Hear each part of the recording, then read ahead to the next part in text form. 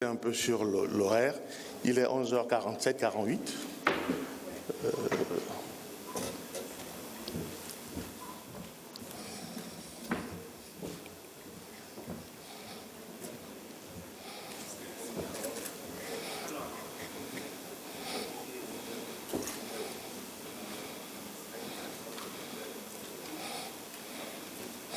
Donc la suite de l'Assemblée générale, jusqu'à 13h, nous avons donc à débattre. Merci.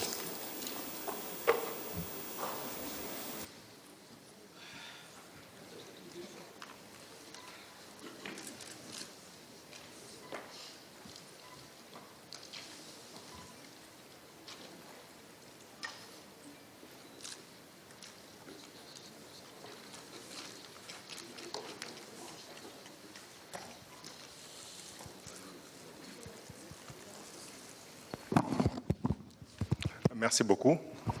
Donc, la séance qui avait été suspendue reprend ses droits. Nous avions déjà adopté les comptes de l'exercice et du rapport du commissaire aux comptes. Maintenant, nous devons adopter le programme de travail du bureau exécutif pour l'exercice 2019, le projet de budget de fonctionnement et d'investissement 2019. Ensuite, au point 6, c'est l'approbation des adhésions, retrait et exclusion de sociétés membres. Le 7e point, acquisition d'un local pour habiter le siège de la FANAF. Et le 8e point, date et lieu de la 44e Assemblée générale. Donc, sans plus tarder, nous allons lancer le 4e point sur le programme d'activité que nous proposons donc pour l'exercice 2019. Pour cet exercice 2019, le programme d'activité, en réalité, il s'inscrit en droite ligne de ce qui a été fait jusqu'à présent. 2019 est la dernière année du bureau en cours, qui a été élu en 2014 à Ouagadougou et qui a été réélu en 2017 à Marrakech. Aujourd'hui, ce bureau avait été élu sur la base d'un programme qui s'est décliné autour des 4 axes dont on a parlé le premier jour. Et c'est ce programme qu'il nous conviendra de poursuivre, bien que la plupart des missions aient déjà été exécutées, soit en totalité, soit en partie. Pour l'exercice 2019, le programme d'activité du bureau exécutif va consister, comme je l'ai dit, à poursuivre ce qui a été fait jusqu'à présent. Sur le plan de relations avec les institutions, nous aurons une année où il faudra beaucoup d'allers-retours avec l'autorité de régulation, surtout pour finaliser le processus d'augmentation de capital et entrer dans la phase active donc de ce qui avait été prévu. Sur le plan de la formation professionnelle, il y a comme toujours 2 séminaires qui sont prévus pour les cadres et il y a un séminaire et soit un voyage d'études, soit une université d'été pour les dirigeants. Cette année, nous avions décidé que pour les dirigeants, il fallait que le thème soit relatif à l'efficacité des dirigeants, l'efficacité managériale d'un dirigeant, ce qui nous permettra d'explorer l'organisation du calendrier du dirigeant et de son temps de travail, la délégation de pouvoir, les contrôles qu'il doit mettre en œuvre. Et tout cela, le bureau a identifié 2 possibilités. L'une des premières possibilités, c'était de nous déplacer vers le marché qui est peut-être le marché le plus mature de l'Afrique, c'est-à-dire l'Afrique du Sud. Et nous avions prévu de faire l'université, le voyage d'études, à Cape Town. La période qui avait été retenue, c'était le mois de juillet. Les contacts ont démarré. Ce qui nous a été dit, c'est que Cape Town, en juillet, on est en plein hiver. Et le temps ne s'y prête pas trop.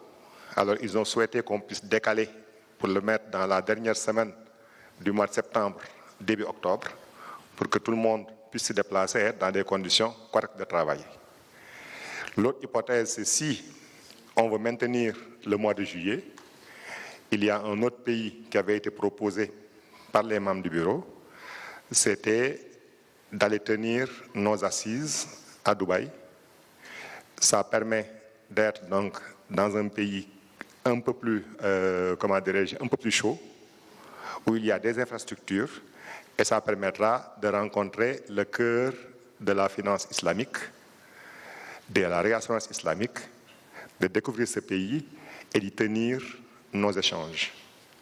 Le bureau continue à travailler sur ce programme-là, et ce qui sera retenu vous sera soumis très rapidement. Parce qu'on était parti sur la piste de Cape Town, mais Cape Town, on nous dit, mois de juillet, c'est même pas la peine, parce que le temps est très mauvais et ça peut vous gêner. Donc, il faut venir à fin septembre, début octobre.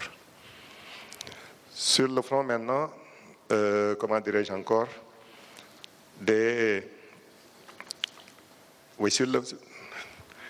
nous avons également dit qu'il fallait poursuivre la réorganisation du secrétariat général.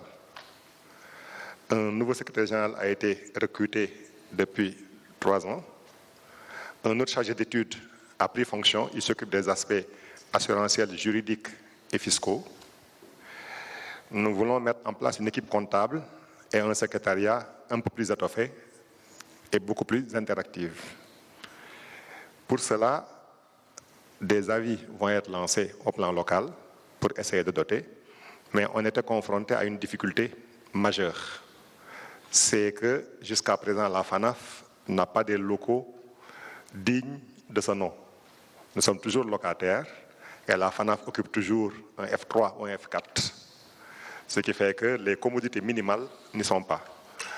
Et comme le siège est à Dakar depuis 43 ans, il nous a paru très important d'essayer d'acquérir quelque chose. Mais le coût de l'immobilier est dissuasif à Dakar parce que dans certaines zones où on doit être, il faut tabler sur 1 million de francs CFA au moins le mètre carré de terrain nu. Ce qui fait qu'avec nos maigres moyens, si nous voulons acquérir un terrain et le bâtir, le budget sera dissuasif. Alors, au niveau du bureau, on a envisagé une seconde possibilité qui consisterait peut-être à prendre dans un immeuble moderne un plateau de 200 à 250 mètres carrés, de l'aménager à notre goût pour un coût raisonnable, et peut-être que cette solution serait beaucoup moins coûteuse dans la limite donc du budget qui vous sera soumis. En direction des relations avec les autres partenaires, cela se poursuit. Le premier jour, avant-hier, nous avons eu la CRAE et moi avec qui des relations sont suivies. Il y a également la Banque africaine de développement. Et dans ce cadre-là même, il est prévu une co-organisation d'une journée de la finance avec la Banque africaine de développement sur les possibilités de placement concernant surtout les obligations souveraines. La date avait été fixée avec la Banque africaine de développement, mais malheureusement, ça a coïncidé avec un agenda qui était un peu chargé parce qu'il y avait une commission régionale de contrôle des assurances qui était prévue au même moment. Et ils ont souhaité que je puisse prendre part personnellement, donc on a décalé. Et à l'issue de ces travaux, donc, on retournera vers eux et on essaiera de voir ce qu'il est possible de faire. Et je ne sais pas si les autres peuvent me compléter, il y a le chantier de l'autorégulation. Concernant le chantier de l'autorégulation, ce qui a été fait, c'est que des contacts ont été noués avec les organes de régulation pour faire en sorte qu'il y ait des comités consultatifs au niveau de tous les États. De la même façon, toujours sur le front de la législation, il y a les études qui sont en train d'être menées conjointement avec la CIMA pour que le TACAFUL, mais aussi l'assurance électronique ou par voie électronique, ait une réglementation et une législation qui soient en phase avec les aspirations de développement qui sont les nôtres. Voilà plus ou moins ce que nous avons. Et le programme d'activité du secrétaire général également a été joint. C'est qu'il y a beaucoup de recommandations et de résolutions qui sont issues. Le bureau exécutif, depuis 2 ans, a fait le point de toutes ces résolutions et recommandations et essaie de les mettre en œuvre l'une après l'autre. Ce travail va se poursuivre. Exactement comme pour ce qui est des états généraux qui se sont tenus en 2010 encore avec la CIMA, là aussi, nous allons essayer de poursuivre la mise en œuvre des résolutions des états généraux. Le reste maintenant, c'est l'amélioration de ce que nous avions prévu. Et je pense que donc, cette année étant la dernière année, nous ne voulons pas ouvrir d'autres chantiers, même s'il est urgent que l'on ouvre quand même le chantier des réformes statutaires, parce qu'au fur et à mesure que l'on déroule nos programmes, on se rend compte qu'il est bon que l'on puisse ouvrir nos statuts. La réflexion va se poursuivre au sein du secrétaire général, ne serait-ce que sur un aspect relatif aux organisations de l'Assemblée générale, imiter un peu ce qui se fait au niveau de l'Organisation de l'Océan africaine, où on peut désigner le pays organisateur. Dans nos statuts, on dit toujours c'est 1 an avant que l'Assemblée générale désigne, alors que si on regarde l'OA, la désignation peut se faire sur 3 ans, sur 4 ans. De sorte qu'aujourd'hui, ils savent déjà qui organisera en 2019, qui organisera en 2020, en 2021 et parfois jusqu'en 2022. Et je pense que ça nous donne beaucoup plus de visibilité et de lisibilité. L'autre gros chantier concernait également le bureau exécutif. Nous sommes 7 membres au niveau du bureau, un président et 6 membres. En principe, dans nos textes, sauf à prétendre être président ou vice-président, tous les membres du bureau exécutif doivent partir après avoir fait 2 mandats. Et ça peut laisser quand même un vide dans la continuité ou la continuation du travail qui est en train d'être fait. La réflexion, c'est de voir, est-ce qu'au niveau statutaire, on ne peut pas faire les aménagements qu'il faut pour que l'année prochaine, ce soit soumis. Bien sûr, notre bureau ne sera pas concerné, mais au moins disposé pour le futur. C'est plus ou moins le programme d'activité que nous soumettons à votre approbation. C'est une année qui est la dernière année, et il est toujours très difficile en dernière année d'ouvrir de nouveaux chantiers parce qu'on est persuadé que certains seront transversés sur plusieurs années. Il faut donc que l'on puisse avoir un programme que nous puissions exécuter en 2019, de sorte qu'en 2020, le nouveau bureau qui va venir puisse avoir également et sa vision et sa stratégie et continuer à faire le travail. Donc c'est ce programme d'activité que nous voulions vous soumettre. Je ne sais pas maintenant si mes autres collègues ont des ajouts. Je ne vois pas Ernest, alors que tout ce qui est formation, c'est lui qui s'en charge. Locaux dans le bureau s'occupent des relations avec les associations. Monsieur Koné avec les structures de régulation. Esther a en charge la communication. Je n'en ai pas beaucoup parlé, nous poursuivrons les efforts parce qu'on voit qu'aujourd'hui, la communication qu'elle tient est tenue de main de maître. La FANAF est devenue visible. Nos travaux sont suivis, je ne dirais pas en Mondiovision, mais sur les réseaux sociaux aujourd'hui, tout le monde peut les suivre. Et même par la suite, c'est un véritable effort de communication qui a été fait. Pour ce qui est de l'organisation de nos assemblées, nous avions dédié une équipe qui était composée du secrétaire général, de Ernest Assamoah, de Soumaïla Sorgho.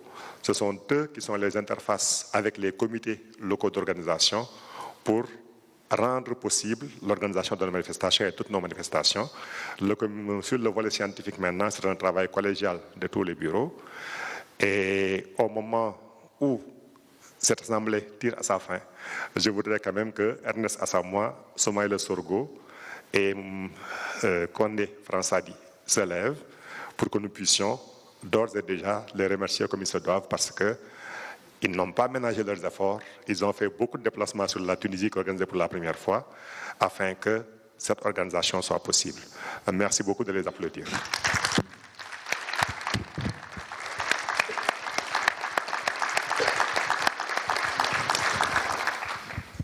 Maintenant, bon, je ne sais pas s'il y a des ajouts ou des compléments. La parole est à vous.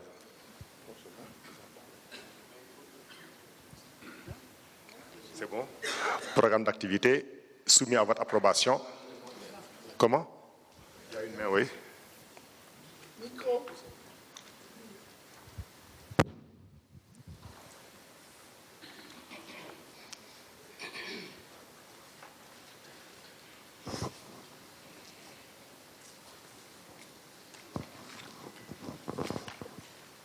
Président. Oui. Rosalie Legon, Atlantique Assurance Côte d'Ivoire. Je m'inquiète sur le point de la finalisation du projet de fonds de pension du personnel des compagnies d'assurance. Comme vous n'êtes pas revenu dessus, je m'inquiète sur la finalisation de ce projet. En quel terme? Pour le prochain, enfin, pour le dernier exercice. Bon, d'accord. Est-ce qu'il y a d'autres questions? Oui, juste derrière. Ok, merci, Monsieur le Président. Daouda Saodogo, Sifuvi Burkina. Moi, je voudrais savoir, est-ce qu'en 2019, il est prévu un forum des marchés? Si oui, je proposerais qu'on le fasse figurer sur le programme d'activité 2019, ainsi que l'organisation de la 44e Assemblée générale. Parce que vous venez de dire, ça mobilise des ressources, ça mobilise des énergies. Je pense que c'est une activité importante du bureau exécutif qu'il faut faire figurer au niveau du programme d'activité. Et autre suggestion, je ne sais pas si la concertation avec la CIMA se retrouve au point 2. Sinon, j'allais proposer qu'on l'inscrive aussi au niveau du programme d'activité. Voilà mes observations, Monsieur le Président. Merci. Merci beaucoup.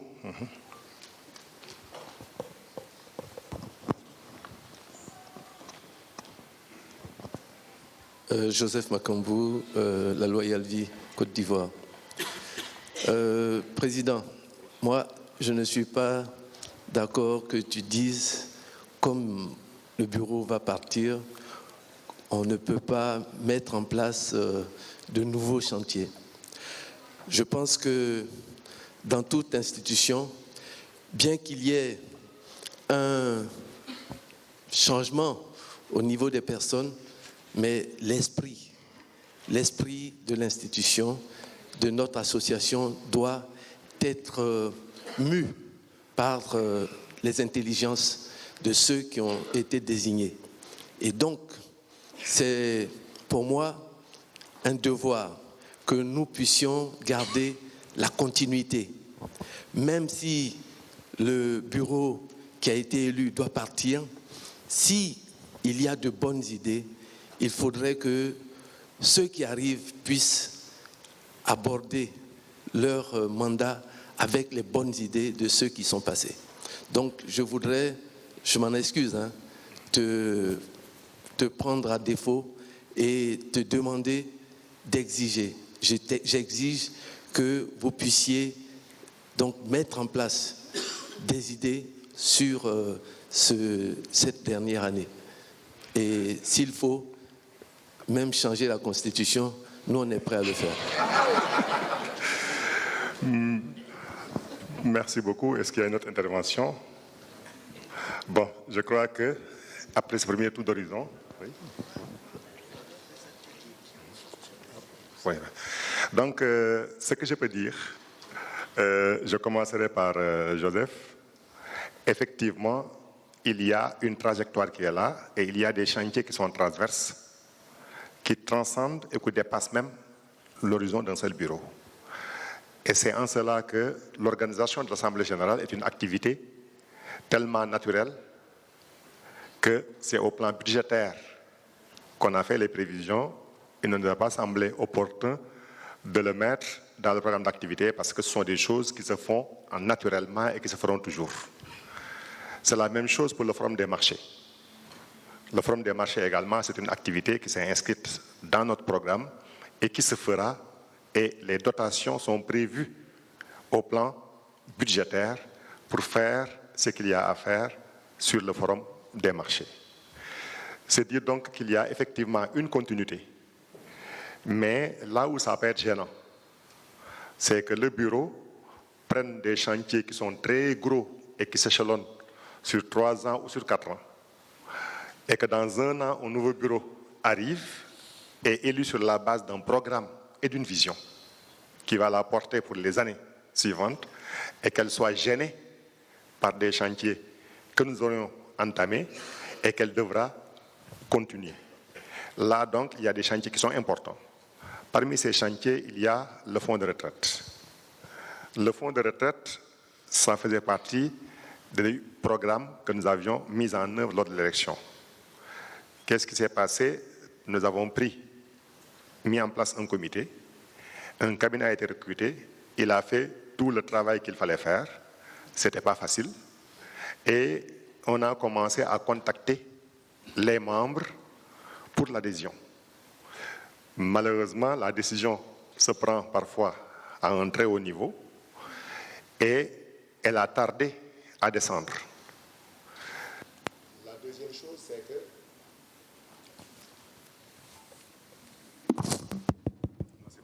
La deuxième chose, c'est que, soucieux de trouver quand même une solution, on s'est approché de la CRAI, qui nous offre aujourd'hui une solution partielle.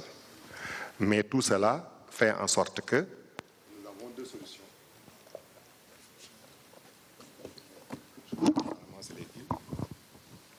Nous avons aujourd'hui deux solutions.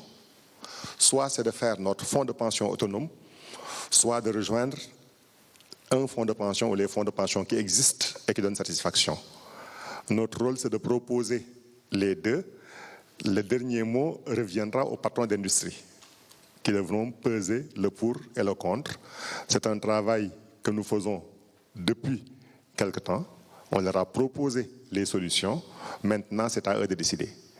Si les adhésions ne se font pas au cours de cette année, le bureau qui viendra, je suis persuadé, parce que c'est un dossier qui est important, prendra le relais et ils vont certainement faire ce qu'il y a lieu de faire. C'est ce que je peux dire, donc je ne sais pas si ça vous satisfait. Mais rassurez-vous, le bureau continue son travail et le continuera jusqu'au dernier jour. Merci.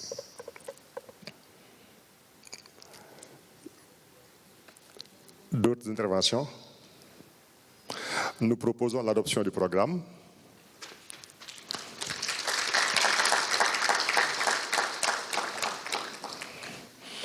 Maintenant, nous passons au projet de budget d'investissement et de fonctionnement de l'année 2019. Je vais laisser le secrétaire général le soin de nous présenter les projets de budget d'investissement et de fonctionnement.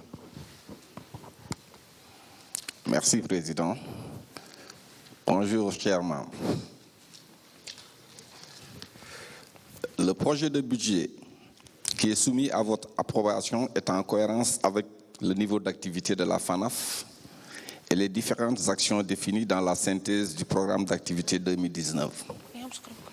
Il se chiffre en dépenses et en recettes à 911 500 000 francs CFA. Les prévisions de dépenses projetées sont en augmentation de 53 335 000 francs CFA en valeur absolue, soit en valeur relative 5,85% par rapport à l'année précédente.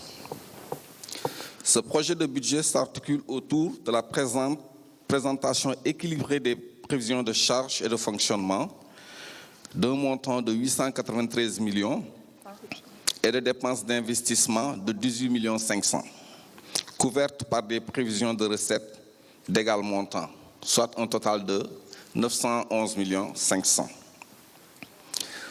D'abord, le budget de fonctionnement. Il ressort à 893 millions de francs CFA, en augmentation de 48 835 000 en valeur absolue et 5,79% en valeur relative par rapport à l'année précédente. Donc, le tableau en bas de la page 55 donne le récap. Et à l'examen de ce tableau, on se rend compte que seul le poste service extérieur a une variation positive de 47 635 000. Et cette variation à la hausse provient du renchérissement du coût d'organisation des assemblées générales.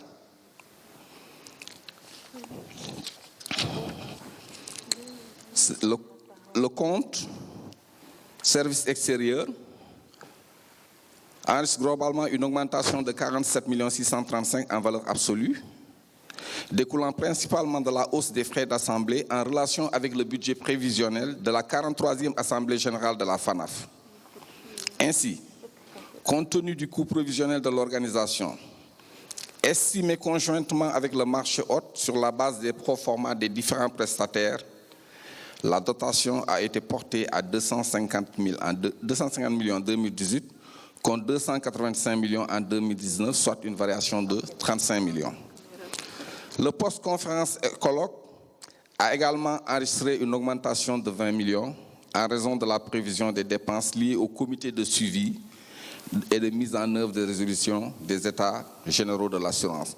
Je profite de l'occasion pour rappeler que toutes les sociétés membres n'ont pas payé leur contribution au comité pour le comité de suivi des États généraux. Il reste une vingtaine de sociétés débitrices. Par ailleurs, les prévisions de charges de certains postes ont été réajustées à la hausse ou à la baisse en tenant compte des niveaux de consommation réels de l'année précédente. L'impact de ces ajustements reste toutefois peu significatif. Donc tous les comptes de charge, à l'exception du compte service extérieur A, n'ont pas évolué, ont été maintenus au même montant que l'exercice précédent. Pour le budget d'investissement, les prévisions de dépenses d'investissement s'établissent à 18 500 000 en augmentation de 4 500 000 par rapport à l'année précédente, liées principalement à la dotation supplémentaire du même montant du poste immobilisation incorporelle qui passe de 3 millions en 2018 à 7 500 000 en 2019. Cette augmentation de 4 500 000 en 2019 est destinée à l'acquisition d'une plateforme de gestion des assemblées générales de la FANAF, ce qui aura l'avantage pour le secrétariat général de ne plus dépendre des pays organisateurs, et surtout de ne plus devoir payer à chaque assemblée générale des frais de conception de sites web que la FANAF ne pourra malheureusement plus utiliser. Il est également prévu de remplacer le matériel obsolète. Après le budget de fonctionnement, les prévisions de recettes. S'agissant des produits encaissables, ils sont en progression de 25 500 000, soit une évolution de 2,9% par rapport à l'exercice clos. Ils sont estimés à 911 500 000, en augmentation de 2,9% par rapport à l'exercice 2018. Ils sont détaillés dans le tableau qui suit. Donc pour 2019, le secrétariat général de la FANAF a reçu 8 nouvelles demandes d'adhésion, ce qui porte le projet de budget à 4 millions. Pour ce qui est des cotisations sur 2019, nous avons tenu compte du nombre de sociétés qui seront probablement suspendues par l'Assemblée générale. Ils n'ont pas été budgétisés, ça fausse un peu les arriérés de cotisation. On aura toujours des arriérés fictifs et irrécouvrables. Les produits des assemblées ont été majorés de 35 millions. Ils passent de 265 millions en 2018 à 300 millions en 2019. Ces produits évoluent dans le même sens que les charges des assemblées.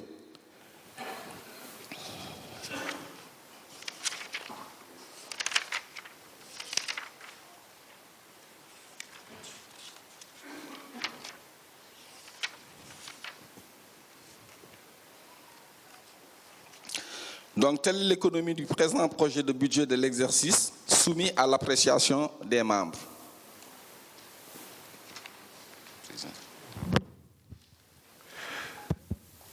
Merci beaucoup. Donc, je pense qu'en regardant le projet de budget, on a essayé de maintenir à peu près ce qui avait été fait. Comme j'ai dit l'année dernière, il n'a que très faiblement augmenté. Donc, est-ce qu'il y a des questions, des interrogations par rapport à ce projet de budget qui a été soumis? Des questions? Oui.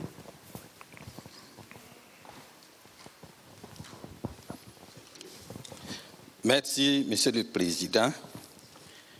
Et comme c'est toujours dans le sens d'améliorer nos documents lors des assemblées générales, et d'abord, je vous félicite pour la prise en compte de certaines observations l'année passée.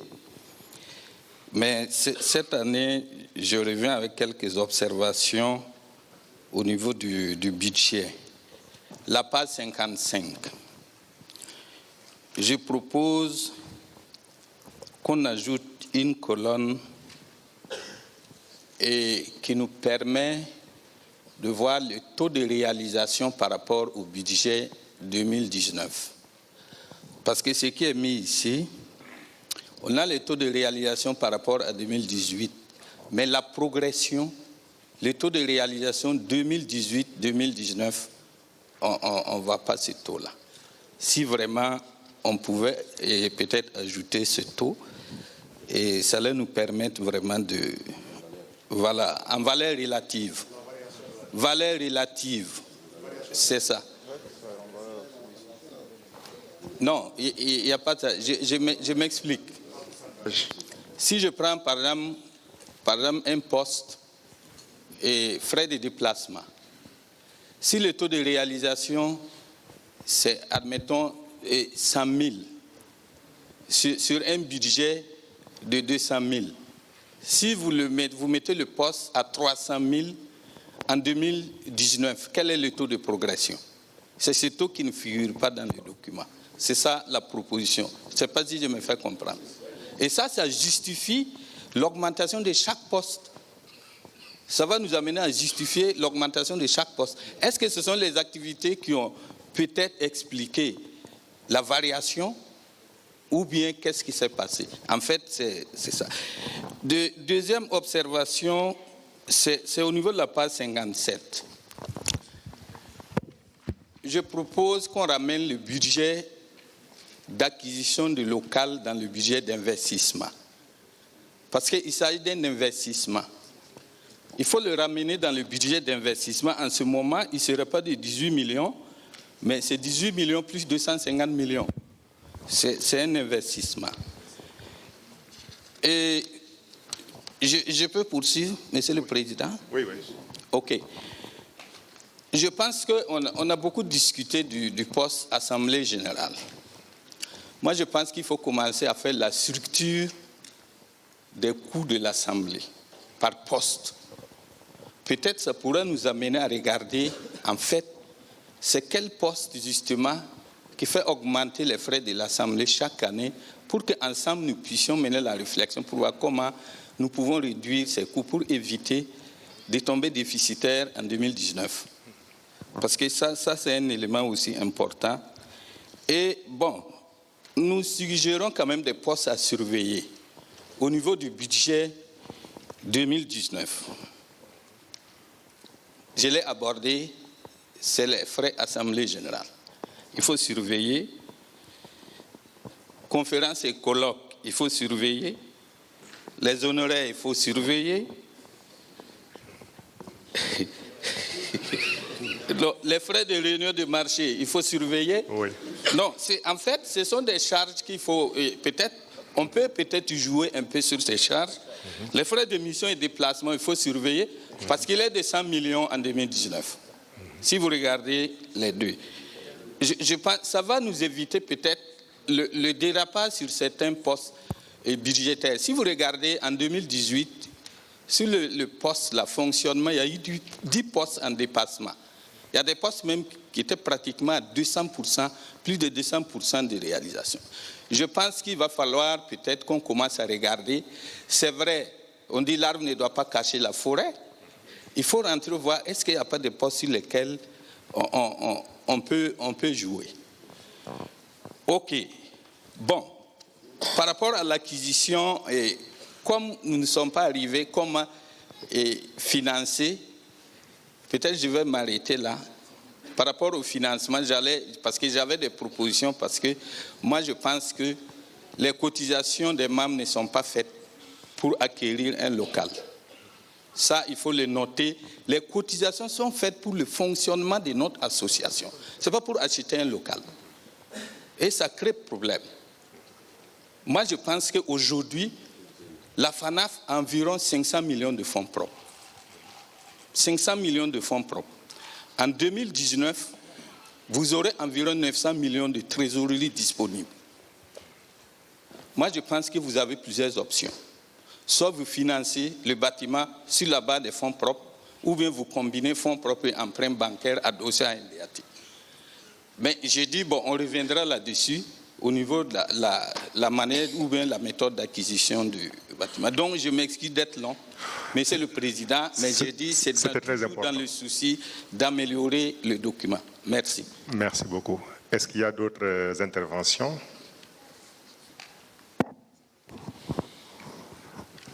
Juste donc dire que nous apprécions énormément ces observations qui sont très pertinentes. La suggestion sur la présentation en sortant les variations relatives, elle est prise en compte, je crois que le secrétaire général l'a noté, ça participe de l'amélioration de nos documents.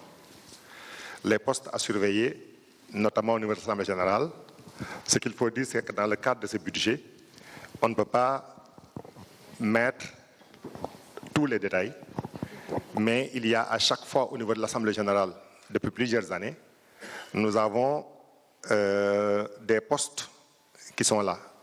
On sait exactement quelles sont les structures de dépenses que nous voulons prendre et nous avons des prévisions de recettes. Et on essaie de faire en sorte que l'Assemblée générale, tout comme les formations, soient des activités qui s'autofinancent. De sorte que quand on analyse les charges liées à l'Assemblée générale, les charges liées aux séminaires et colloques, ce sont des charges qui généralement s'autofinancent parce que les recettes, les charges peuvent augmenter, dépasser ce qu'on attendait. Les produits également augmentent généralement dans les mêmes proportions, ce qui fait que quand on fait le compte d'exploitation, on se rend compte qu'il n'y a souvent pas de perte. La perte qu'il y a eu sur l'Assemblée générale en 2018 était vraiment une perte exceptionnelle, mais en dehors de cela, tout s'équilibre. Et concernant les autres postes, notre association est avant tout une association professionnelle qui a un programme de travail qui vous est soumis en début d'année. Mais ce programme de travail, nous ne pouvons pas le figer.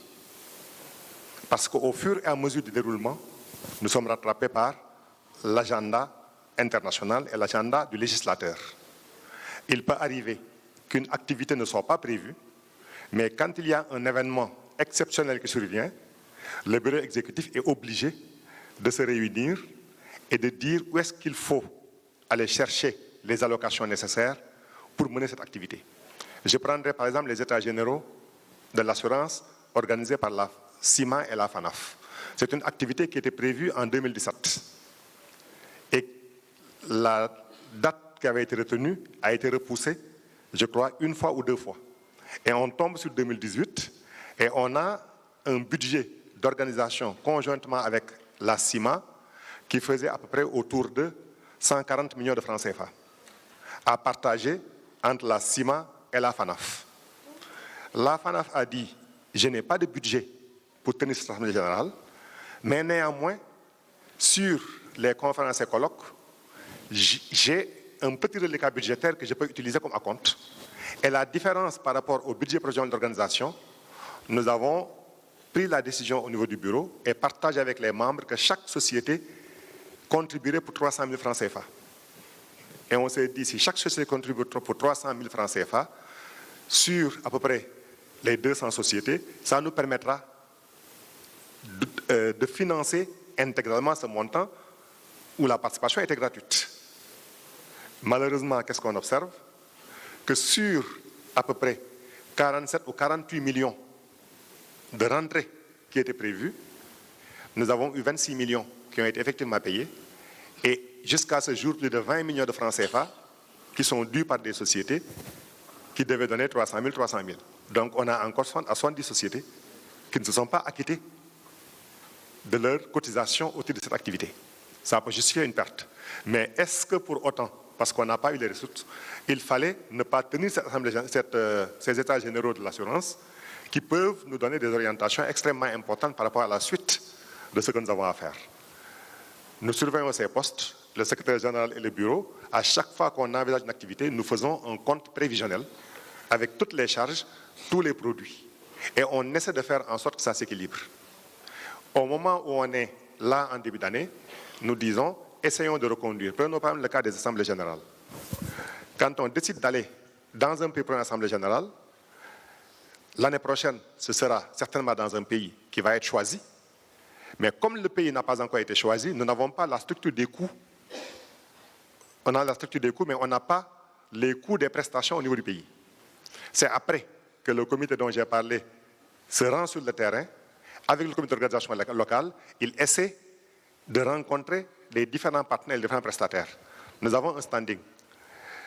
Je peux vous garantir qu'il est arrivé que dans certains pays, l'organisation d'un déjeuner pour 1000 couverts nous coûte entre 60 et 75 millions de francs CFA. L'année suivante, on va dans un autre pays où ça chute à 30 millions. Au moment où on élabore le budget, est-ce qu'on peut anticiper sur le fait que dans le pays où nous allons, alors que le pays n'est pas encore choisi, un déjeuner nous coûtera 75 millions ou nous coûtera 25 ou 30 millions. C'est autant d'incertitudes qu'il y a sur l'évaluation de ces postes qui peuvent justifier que l'on puisse en charge dépasser. Mais à chaque fois qu'il y a dépassement de charge, il faut mettre en face le dépassement de produits.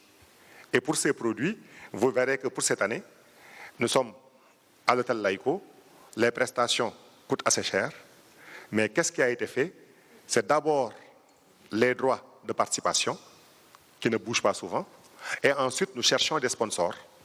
Certains peuvent prendre en charge un repas, une prestation, les autres donnent une enveloppe que nous mettons dans les produits, et nous avons même loué des stands, le tout nous permettant d'avoir suffisamment de recettes pour que le budget de l'Assemblée soit équilibré. C'est en fait une gymnastique qu'il faudra faire à chaque fois, sauf à dire, nous ne fixons pas les droits d'adhésion. Une fois qu'on a les prestations, on vous demandera de cotiser, et si c'est 700 000 ou 800 000, vous cotiserez. Alors que c'est un exercice qui n'est pas évident. J'ai Mme Suarez qui est là en face, et qui, je suis sûr, parce qu'au mois de mai, à Accra, le même problème s'est posé au niveau de l'OA, avec nos assemblées qui prennent de plus en plus d'importance et les coûts qui deviennent de plus en plus élevés. Donc, c'est pour ça que j'ai dit qu'il faut imaginer même les formats de nos rencontres. Toutes ces réflexions vont être menées pour faire en sorte que nous ayons des rencontres, mais si nous voulons maintenir ça à un coût, l'essentiel pour nous est que nous équilibrions nos comptes et qu'on s'en sorte sans perdre de l'argent. C'est pourquoi je vous demanderai votre indulgence. Peut-être que dans l'administration, chaque ligne, chaque poste doit être suivi avec attention. Notre habitude, c'est de dire, quand on a de grosses rubriques dans le compte 60, faisons en sorte que, au niveau du compte 60, on puisse faire des allocations et des arbitrages qui permettent de tenir globalement l'enveloppe budgétaire et de ne pas avoir de dépassement de plus de 1% ou de 2% de l'enveloppe globale qui a été donnée. C'est en fait la simple indulgence que je voudrais réclamer de votre part. Sinon, nous trouvons vos observations pertinentes et nous sommes prêts à travailler avec vous parce que je sais que vous êtes un spécialiste de l'orthodoxie budgétaire dans le cadre du bureau pour améliorer et nos procédures et nos méthodes de suivi du budget. Merci beaucoup.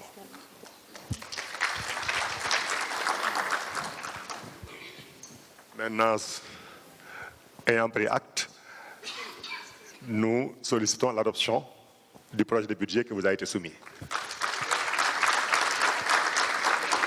Oui. Maintenant, bon, sur l'observation par rapport, comment dirais-je, à l'acquisition du local, effectivement, c'est un investissement. Mais nous disons qu'il y a des activités ordinaires et des investissements ordinaires, et il y a des activités ou des investissements qui sont extraordinaires. On ne voulait pas, ce serait peut-être un peu surprenant que cette année, on ait un budget d'investissement de 270 millions et que l'année prochaine, on retombe sur 20 millions. Il faudrait expliquer. C'est pourquoi on a dit qu'il faut l'extraire et en faire un point particulier qui puisse être discuté. C'est une activité extraordinaire qui ne sera posée peut-être qu'une seule fois avant très longtemps. Donc nous réclamons quand même votre indulgence pour qu'on puisse maintenir la présentation qui est la nôtre et que les 250 millions fassent l'objet du point 7 tel qu'on l'a prévu. Merci beaucoup.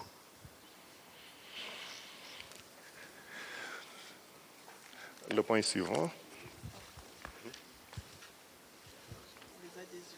Oui. Maintenant, sur le point des adhésions et des retraits, est-ce qu'on commence par l'agréable ou bien est-ce que... On commence par les adhésions. Donc, le secrétaire général peut nous rappeler les adhésions que nous avons reçues.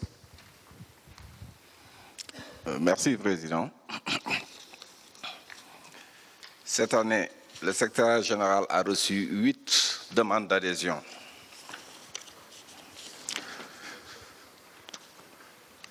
Cinq sociétés non-vie une société vie et 2 sociétés de réassurance.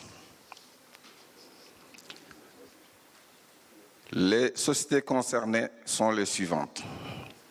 East Africa Global Insurance Company du Burundi, société non-vie. Elles sont là. Il faut les appeler. Je vais d'abord lister les sociétés qui sont là. Deuxième société, Atlantic Assurance Cameroun IARD. Troisième société non-vie, Royal Onyx Insurance Company du Cameroun.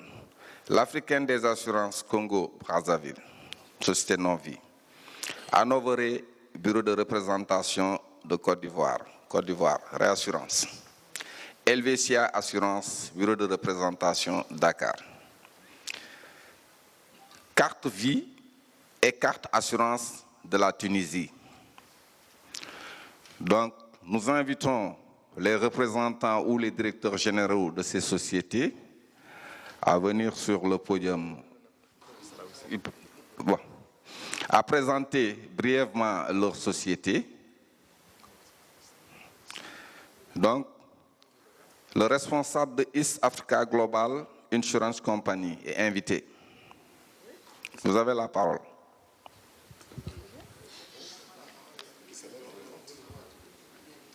Vous voudrez bien vous lever et présenter votre société? Donc, ce qui s'est fait, c'est que nous avons reçu les demandes d'adhésion et à chaque fois, nous avons écrit à ces sociétés pour leur décrire plus ou moins la procédure et les inviter à prendre part à cette assemblée générale en leur disant qu'il faut que ces sociétés soient représentées à un très haut niveau et l'adhésion ne peut être effective qu'après paiement des droits d'adhésion. Donc, East African, présentez-vous et présentez-nous brièvement votre société. Merci, Président, pour la parole. Je me prénomme Willy Fabrice Ndaïsaba. Je suis juriste de formation et directeur général de la société EGIC Non-Vie, East Africa Global Insurance Company. EGIC est une nouvelle société qui a été agréée au Burundi il y a de cela 2 ans, puisque nous avons eu l'agrément de l'autorité de régulation, c'était en 2017. Mais présentement, nous avons entamé les activités opérationnelles au 1er mars 2017. Donc voilà, c'est une société qui a démarré lors de ses activités avec un capital social de 2 milliards à 4 millions.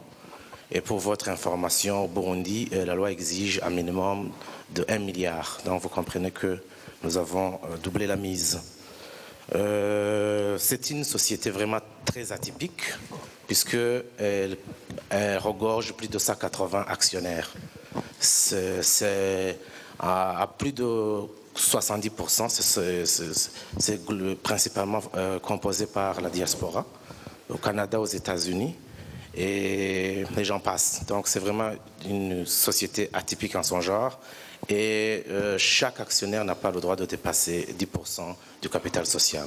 Ceci pour vous dire qu'il n'y a pas d'actionnaires plus significatifs que les autres. Il faut, pour pouvoir faire passer une décision, il faut quand même quelques consentements. Vous le savez très bien, quand j'ai dit que nous avons entamé nos activités commerciales en 2017, nous avons donc entamé les activités commerciales dans une conjoncture tout à fait difficile. Mais voilà que maintenant que le pays retrouve ses relances économiques, nous avons quand même, avec l'exercice 2018, fait un chiffre d'affaires d'à peu près 1 milliard 350 millions de francs burundais. Et pour votre information, il faut diviser par 1600 quelque chose pour voir en dollars ce que nous avons pu réaliser. Alors, c'est une société de la non-vie, vous comprenez, IARDT, nous commercialisons la quasi-totalité des produits non-vie. Mais ce que je pourrais vous dire, pour terminer, c'est que, en fait, le marché burundais est un marché vraiment trop étroit. Nous avons enregistré 40 milliards en 2017 avec une compagnie nationale qui est dirigée par madame ici, qui est le leader, avec plus de 30,8% du marché. Alors, le taux de pénétration Burundi, c'est de 0,78%. Nous avons également l'automobile avec 46% et le transport 16% ainsi que l'incendie. Ce que je pourrais dire, c'est qu'il faut vraiment regarder ces chiffres, cette faiblesse en termes de chiffres avec un œil plutôt optimiste puisque le terrain est encore vierge et Dieu merci, avec le régulateur, il y a toute une série de produits d'assurance non-vie qui ont été rendus obligatoires et nous espérons que les primes vont pleuvoir avec les années qui viennent, surtout que nous sommes en train de travailler en collaboration avec la régulation pour les mesures d'accompagnement. Voilà succinctement, Monsieur le Président, l'essentiel et de la présentation de l'ONG. Je vous remercie. Merci beaucoup. Je vous remercie pour cette présentation assez exhaustive. Donc, cette demande d'adhésion est soumise à l'Assemblée.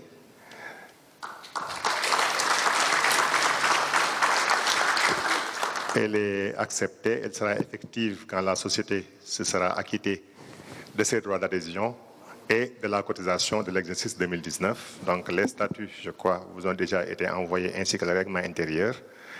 Nous insistons beaucoup sur la nécessité pour les nouvelles sociétés de participer à l'élaboration des statistiques en les faisant parvenir à leur fédération et pourquoi pas à la FANAF pour que nous puissions avoir de la bonne base statistique.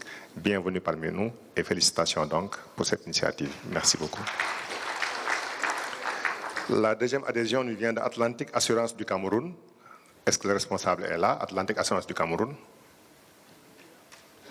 Oui, donc essayez de nous présenter la société en étant un peu plus bref que votre prédécesseur parce qu'on n'a pas beaucoup de temps. Merci beaucoup. Bonjour Président et bonjour chers membres. Je ne vais pas être long parce que le marché camerounais, je n'ai plus besoin de le présenter. Je suis Emmanuel Ebongo, je suis diplômé de l'IA, 14e promotion d'ESA. Je suis directeur général de Atlantic Assurance Cameroun IADT, de la grande famille Atlantique, qui, sauf erreur de ma part, chaque année alimente, rejoint les rangs de la FANAF au moins avec un membre et nous nous engageons à le faire dans la décennie qui suivra. Atlantic Assurance Cameroun est une entreprise d'hommage IADT qui a obtenu son agrément en août 2017 et a commencé ses activités en septembre 2017. Nous avons fait un exercice de 16 mois. Nous allons faire un exercice de 16 mois. Nous voulons fermement rejoindre la grande famille FANAF en tant que membre pour y apporter des contributions positives. Président, je pense que je pourrais parler pendant 2 jours, mais je pense que c'est l'essentiel. Merci. Merci beaucoup pour le pragmatisme. Donc, cette adhésion est soumise à l'Assemblée. Si elle est acceptée, donc, sous vos applaudissements. Donc, nous vous souhaitons la bienvenue parmi nous et vous rappelons donc ces obligations. Une correspondance dans ce sens vous sera adressée par le secrétaire général. Royal Onyx Insurance, compagnie du Cameroun. Est-ce qu'il y a un représentant de Royal Onyx?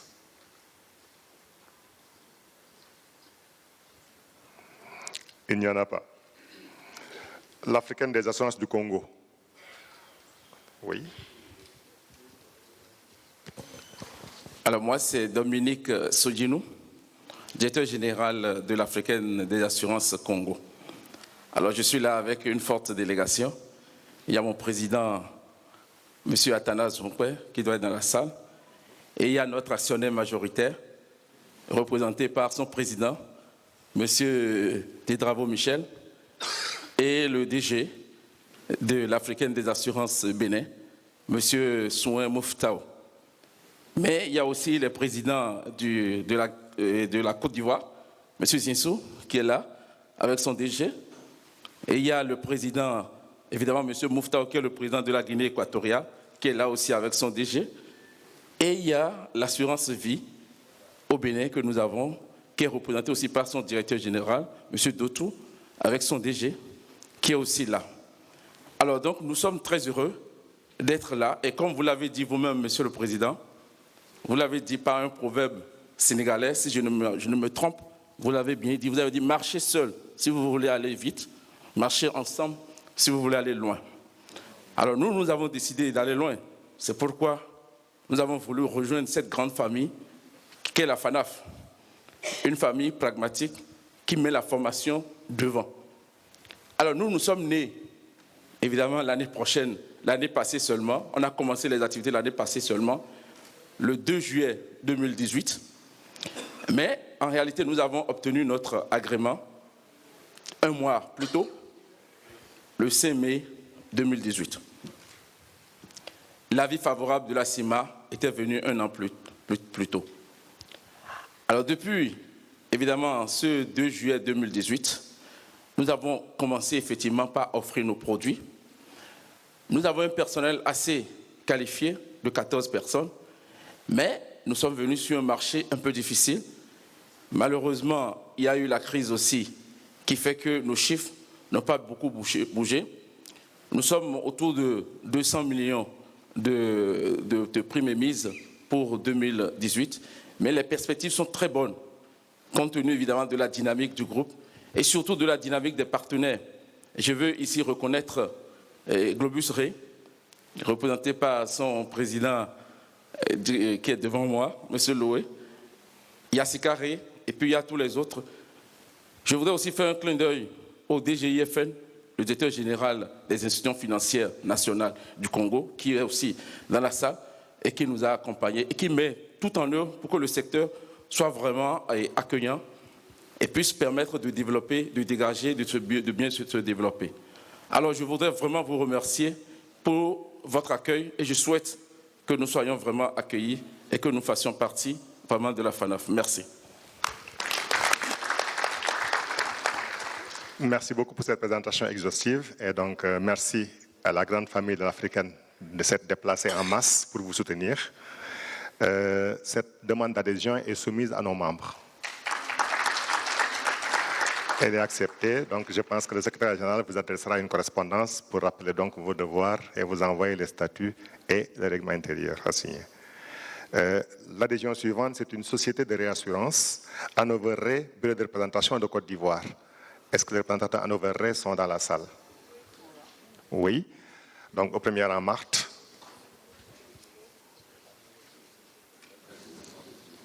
Merci. Ouais, je me présente, Marthe Ekani Kombé, société Hanover Re, représentante, directrice du bureau de représentation de Hanover Re en Côte d'Ivoire. Depuis 2018, depuis l'année dernière, ça fait un an qu'on est sur le marché.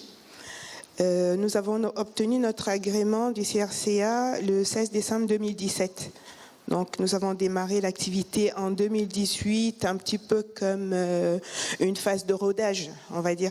Et 2019 s'annonce meilleur, mais nous sommes contents de la progression que nous avons eue en phase de démarrage et nous remercions nos partenaires pour l'accueil qui nous a été réservé sur le marché, parce que Hanover Re n'a pas toujours été présent de manière active sur l'Afrique. Hanover Re, c'est une société qui se développe étape par étape, qui investit les territoires étape par étape. Et quand elle s'installe quelque part, cette société, elle essaye de rester dans la durée. Elle essaye de travailler de manière pérenne. Et je pense que nous aurons un long chemin à parcourir et c'est pour cette raison que nous avons pensé que la FANAF, tout comme la ZACI, qui est le pays d'implantation, qui est dans le pays d'implantation, nous faisait partie des organismes auxquels nous pourrions nous positionner pour apporter notre contribution. Et Hanover Re, pour décrire de manière schématique la société, Hanover Re est le numéro 3 mondial de la réassurance, avec un chiffre d'affaires 2018 prévu de l'ordre de 19 milliards d'euros et un bénéfice net de l'ordre de un peu plus d'1 milliard d'euros. Excusez-moi. D'accord. Allez-y. Non, nous vous épargnons les calculs. Ok. Donc, Hanover Re est implanté dans plus de 140, Hanoveret a plus de 140 implantations dans le monde à travers des filiales, des succursales ou des bureaux de représentation. Hanoveret emploie, pour rester dans le schéma, 3300 personnes à peu près dans le monde. Du côté de la solidité financière, Hanoveret est noté double A-, avec une connotation forte par Standard & Poor's, et AM Best note Hanoveret A+. Oui, A+, c'est ça. Merci beaucoup, Marthe. Ouais. Donc, Marthe, je crois que la présentation Oui, voilà. est déjà... Donc, assez... pour terminer, moi je dirais que notre souhait de venir à l'Alsacie... je mélange, j'ai commencé. Notre souhait de venir à la FANAF, non, on a fini avec l'Alsacie, c'est déjà fait. Notre souhait de venir à la FANAF, je pense que c'est un cheminement qui nous permettra d'être acteurs, c'est-à-dire d'être parmi, dans les lieux où se bâtissent les idées, où se font les discussions qui permettent de contribuer au développement des assurances en Afrique. Et moi, je dirais que Hanoveret aujourd'hui ne veut pas être un simple spectateur. Notre souhait, c'est d'être de véritables acteurs sur le continent et de permettre ainsi à notre savoir-faire de s'exprimer et de contribuer au développement des assurances en Afrique. Voilà. Donc, je pense que je n'ai pas besoin de dire plus que ça. Merci beaucoup. Donc, l'adhésion de ce bureau de représentation d'Hannover en Côte d'Ivoire est soumise à l'Assemblée. Merci beaucoup. Bienvenue dans la grande famille de la FANAF. Donc, le secrétaire général vous adressera une correspondance. Un autre bureau de représentation de compagnie de réassurance, Helvetia Assurance, bureau de représentation à Dakar. Est-ce que Helvetia est dans la salle? Oui. Oui. Oui. Bonjour. Merci, Président. Merci pour l'occasion qui m'a été donnée pour présenter Helvetia Assurance. Bonjour, chers membres de l'Assemblée générale de la FANAF. Donc, je suis Abdoulaye Kanazoé. J'ai une formation d'économiste. J'ai transité par le Centre ouest africain de formation d'études bancaires à Dakar et l'Institut international des assurances de Yaoundé. Donc, pour présenter Helvetia Assurance, son nom cache peu son origine. Je veux dire par là, son origine, c'est la Suisse. C'est un groupe suisse avec son siège à Saint-Gall, un groupe avec 6600 collaborateurs, cotés à la bourse suisse avec une notation Standard & Poor's, des représentations dans un certain nombre de pays, dont notamment, bien sûr, la Suisse, l'Autriche, l'Allemagne, l'Italie et la France. Pourquoi je termine par la France? C'est Helvetia France qui a ouvert le bureau de représentation à Dakar. Helvetia France, c'est une société, la filiale a été créée en 1921 et elle est spécialisée en non-vie. Au fil des années, à partir de 1993 notamment, Helvetia France s'est spécialisée en assurance transport. C'est son domaine de prédilection. Maintenant, pourquoi le bureau de représentation à Dakar? L'histoire de Helvetia France avec l'Afrique remonte à plus de 30 ans. Donc, depuis plus de 30 ans, Helvetia France intervenait en Afrique en tant que réassureur facultatif des cédantes locales. Chemin faisant, en 2016, la réglementation a évolué, changeant les règles de souscription des réassureurs étrangers au sein de la zone CIMA. Alors, lorsqu'on veut aller chez quelqu'un, il faut se soumettre aux règles de son hôte. Voilà pourquoi Helvetia, très cher, la compliance est très chère à Helvetia, a décidé donc de s'installer à Dakar en demandant l'autorisation à l'autorité de régulation pour l'ouverture d'un bureau de représentation. C'est ainsi qu'après avoir accompli toutes les démarches nécessaires pour l'obtention de l'agrément, le 16 juillet dernier, lors de la Commission régionale de contrôle des assurances à N'Djamena, la Commission a donné son agrément à Helvetia pour installer son bureau de représentation à Dakar. Et nous tenons ici à remercier toutes les autorités du Sénégal qui n'ont ménagé aucun effort pour faciliter la transmission de notre dossier à la CRCA. Alors, pourquoi notre demande d'adhésion à la FANAF? Il y a un adage africain qui dit « c'est la vache qui rejoint le troupeau, ce n'est pas le troupeau qui rejoint la vache ». Après avoir obtenu l'agrément, nous ne trouvons pas d'excuses pour rester en marge de la FANAF. Voilà pourquoi, avec les autorités de Helvetia, nous avons introduit notre demande pour adhérer à la FANAF et nous soumettons à votre appréciation. Et je voudrais saluer la présence donc, de Alain Ruhlmann de la Suisse qui est là pour me supporter donc, pour notre demande d'adhésion à la FANAF. Je vous remercie. Merci. Merci beaucoup. Vous avez vos supporters. La décision revient à l'Assemblée. Cette demande vous est soumise.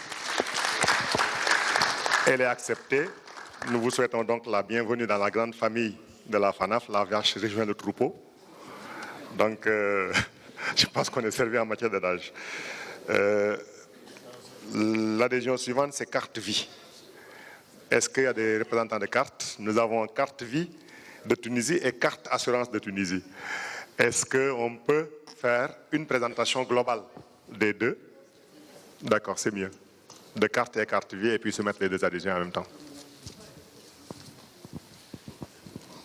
Merci. Merci.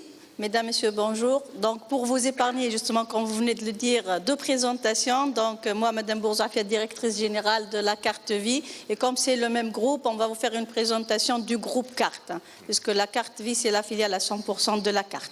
Donc, comme toute structure, je pense, il faut une année ou une date de naissance.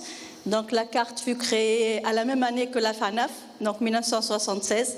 Et c'est une compagnie aujourd'hui privée dont le principal actionnaire est le groupe Dori.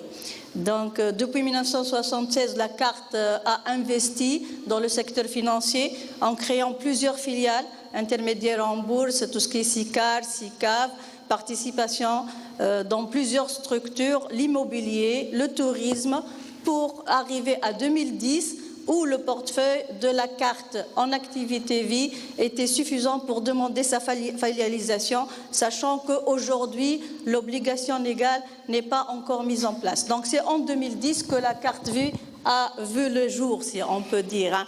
Donc, les atouts de la carte et du groupe carte.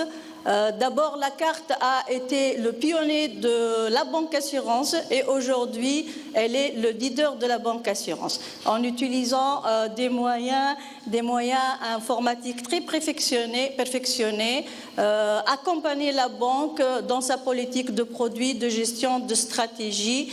Et elle a réussi à avoir aujourd'hui 6 partenaires bancaires ainsi que la Poste est une institution de microfinance pour tout ce qui est produit banque assurance. Ça, c'est la première particularité du groupe carte, ça c'est important.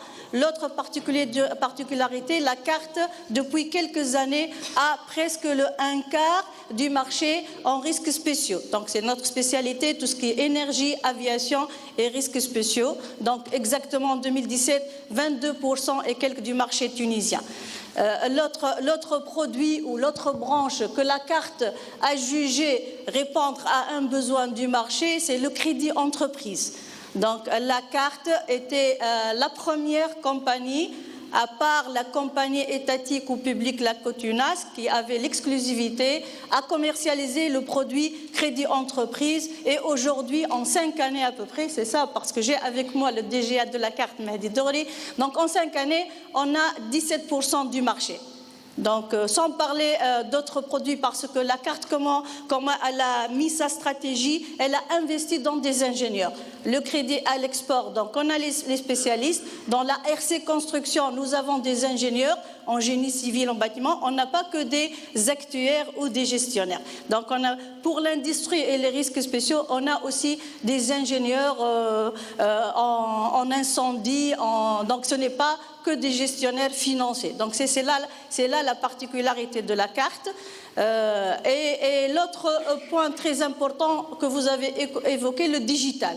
Donc la carte est très avancée sur le plan digital puisqu'on a mis en place pour nos clients tous les moyens de proximité, permettant aux clients d'abord d'avoir une réponse très rapide, de souscrire même en ligne, par web, surtout de consulter son portefeuille, de consulter ses remboursements de sinistres, de voir la situation de son sinistre et surtout pas pour le risque de particulier la santé. Ça nous a permis d'avoir un grand portefeuille en assurance vie, en épargne et d'avoir une évolution, une croissance de la santé entre 2007 et 2018 de 39%.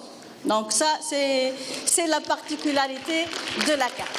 Donc en 2014, avec ce savoir-faire, la carte a voulu le partager à l'international et a décidé d'aller vers l'international et en particulier l'Afrique. Et là, en 2017, ça a été couronné par un partenariat dont on est fier au Sénégal. Merci. Merci beaucoup. Donc, la demande d'adhésion de carte assurance et carte vie assurance est soumise à l'Assemblée. Elle est acceptée. Donc, bienvenue dans la famille de la FANAF.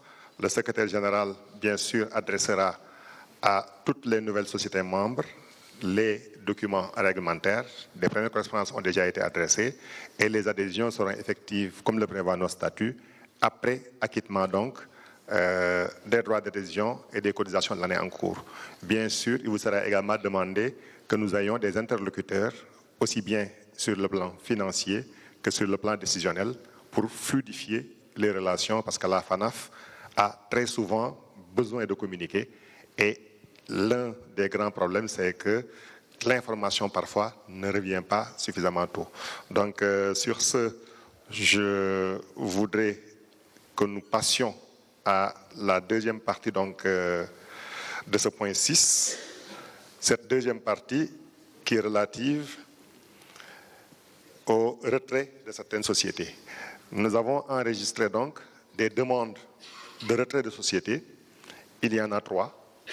Il y a Daman Assurance de Mauritanie, il y a AXA Maroc et il y a Wafa Ima Assistance du Maroc qui ont souhaité quitter donc le troupeau et qui nous l'ont fait parvenir donc par écrit. Conformément aux dispositions, je voudrais vous soumettre ces demandes de retrait. Ils doivent effectivement de l'argent. Il y a Daman qui doit 4 années de cotisation. Les relances avaient été faites, ils ont souhaité se retirer.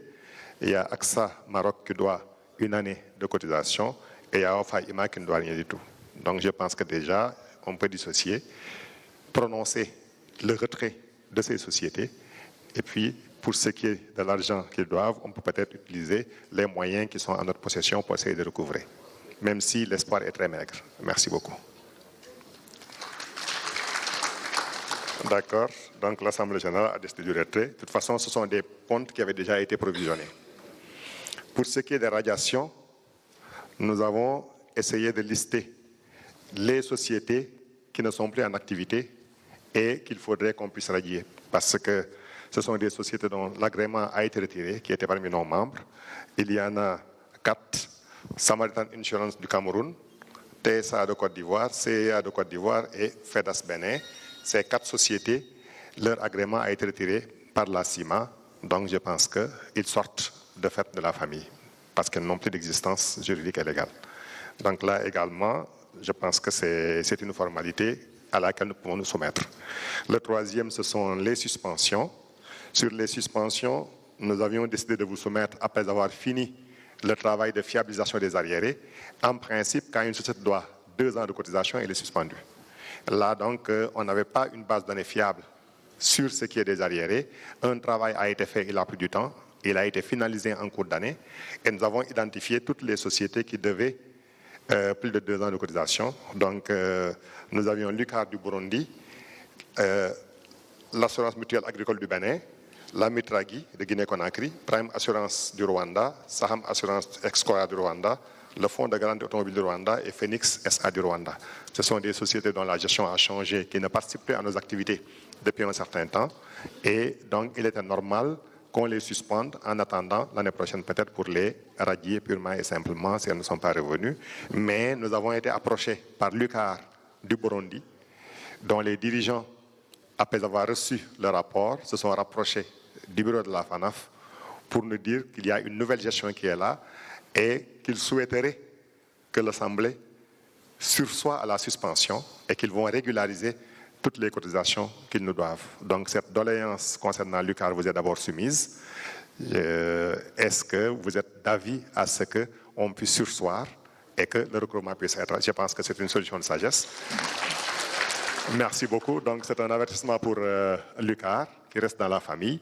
Les 6 autres sociétés, nous demandons purement et simplement leur suspension par l'Assemblée générale en attendant maintenant que le bureau puisse, si la situation n'évolue pas, prononcer la radiation.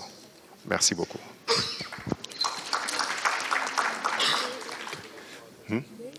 Ceci clôt le 6e point. Le 7e point, c'est l'acquisition du local. Et là, je reviens un peu sur la question, je ne sais pas, ce qui a été prévu. Comme nous l'avions dit, nous avions dit quand même que la FANAF devait, après 43 ans d'existence, avec un siège social qui est à Dakar, siège duquel la FANAF a déjà déménagé 3 fois, ou 4 fois, il était bon d'avoir une adresse permanente. Toutefois, quand nous avons essayé de prospecter le marché pour essayer de voir s'il y avait des choses à acquérir et vous les proposer, on est tombé sur la cherté de l'immobilier, parce qu'un terrain nu dans certaines zones, c'est-à-dire dans les zones, ça varie de 500 000 francs CFA à 1 million de francs CFA dans les zones où nous voulions nous situer. Et le mètre carré de terrain nu. Et acheter un terrain, construire un local, on a toujours de mauvaises surprises et des faux frais. C'est pourquoi nous avons pensé que, vu la taille de la FANAF, avoir un plateau dans un immeuble moderne et bien situé, aménagé, nous pouvions, dans la limite d'un budget d'environ 250 millions, obtenir quelque chose de correct et pérennisé. Bien sûr, se pose le problème du financement.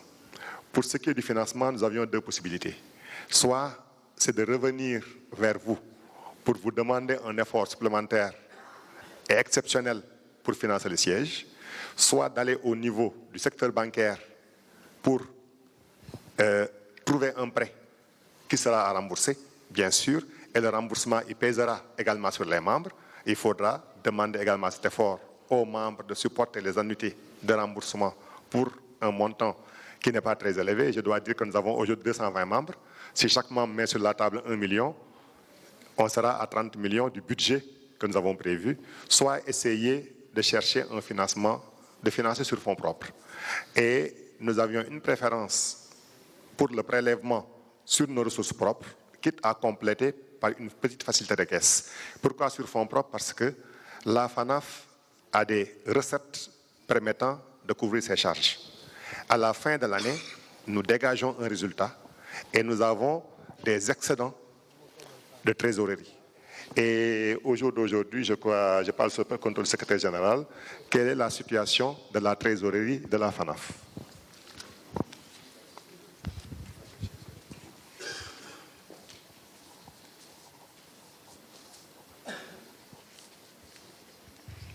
Merci, Président. Aujourd'hui, la trésorerie de la FANAF se situe à 320 millions dans les comptes bancaires, contre 200 millions en fin 2017. Merci beaucoup. Donc la FANAF a aujourd'hui 320 millions de trésorerie. Cette trésorerie de 320 millions ne contribue pas au financement des activités. Parce que les activités sont financées, d'une part, sont financées par les ressources budgétaires de l'année. Et nous avons une activité pour l'année 2019 qui sera couverte par les recettes budgétaires de l'année 2019. À part de ce moment donc, s'il y a encore un excédent de trésorerie, ça viendra s'ajouter aux 320 millions qui existent déjà. C'est pourquoi nous voulions solliciter l'autorisation de l'Assemblée pour pouvoir prélever sur ces 320 millions 250 millions et acquérir le local qu'il faut à la FANAF et venir vous rendre compte. Il restera 70 millions d'excédents budgétaires plus les ressources qui existent. C'est un peu ce qu'on avait envisagé comme source de financement parce qu'on n'a pas voulu aller vers l'emprunt parce que si on emprunte, on sera obligé de revenir vers vous pour le remboursement. Merci beaucoup.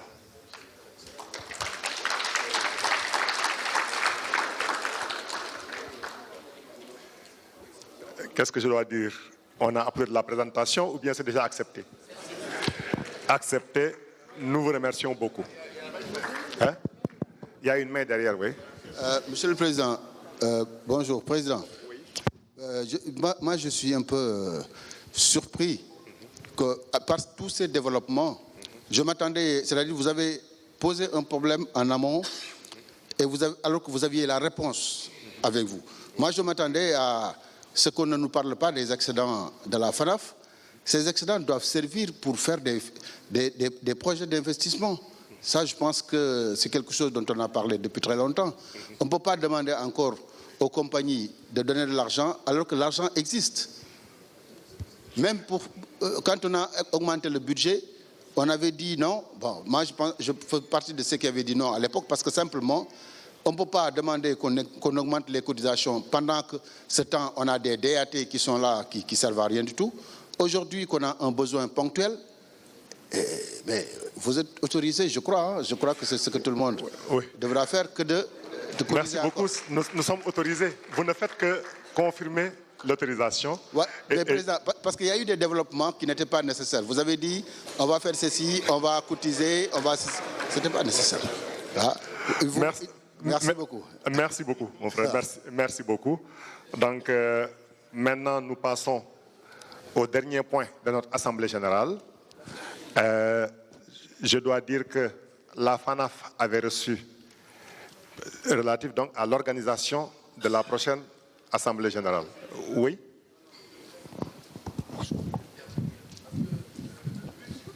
Oui? Oui? Attendez que le micro. C'est vrai, aujourd'hui, on solutionne une partie du problème. On passe à un local plus grand. Mais en réalité, ce qui reste à faire, c'est d'obtenir notre propre maison. Donc, il faudrait que nous puissions planifier à partir d'aujourd'hui que soit dans 5, dans 6 ans, on puisse faire en sorte qu'on puisse obtenir nous-mêmes notre propre maison.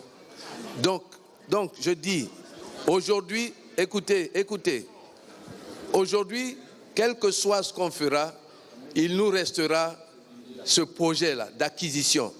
Donc, je pense que maintenant qu'on est prévenu, il faut prévoir dans un terme fixé les modes d'accès à cette acquisition immobilière. Donc, voilà ce que je voudrais qu'on puisse faire avec un temps de projection. Merci. Merci beaucoup. Nous avons pris acte. Même si, bon, au début, nous étions partis sur la base de ce projet. Au sein du bureau exécutif, ça fait plus d'1 an qu'on est parti sur la base de ce projet et on a essayé. Mais Joseph, tu connais très bien Dakar et tu sais que c'est une presqu'île qui n'est pas extensible. À chaque fois qu'il y a une parcelle de terrain, les gens se ruent dessus et le coût de l'immobilier est vraiment excessif au niveau du sol. On avait le choix d'aller vers des zones qui étaient peut-être un peu moins commerciales ou prisées et d'y trouver quelque chose pour construire, mais ce n'est sûrement pas l'objectif parce qu'on n'avait pas la visibilité que l'on voulait. C'est pourquoi nous avions ciblé certains quartiers. S'il fallait chercher un terrain n'importe où pour construire, c'était possible, mais on a voulu cibler certains quartiers de Dakar en disant, si nous les ratons, on n'aura pas la visibilité qu'on voulait. Mais nous prenons quand même acte de votre proposition. Et sur le dernier point donc de... Oui? Ah. C'est bon? Non, ce n'est pas pour allonger. Je crois que Joseph n'a pas compris que le plateau dont vous parlez, c'est en acquisition, pas en location. En acquisition. Merci. Donc je crois qu'il n'avait pas compris ce point. Oui. Merci beaucoup. Donc c'est bon.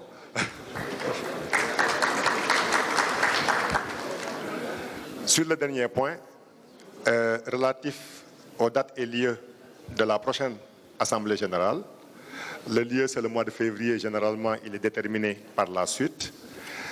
Au niveau du bureau exécutif, nous avions reçu 2 demandes. Une demande qui venait du marché gabonais et une demande qui venait du marché camerounais. Le marché camerounais, par la voix de son président, M. Moulong, que nous voulons féliciter pour cette initiative, nous a exprimé hier que le Cameroun retirait sa candidature pour l'organisation, ce qui fait qu'aujourd'hui, nous n'avons qu'une seule sollicitation, c'est celle du marché gabonais. Donc, je voudrais...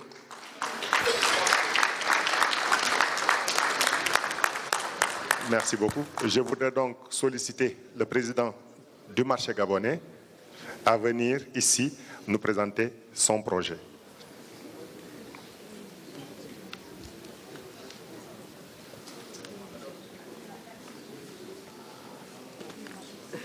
On n'a pas retiré, c'est très peur. Ah, c'est venu.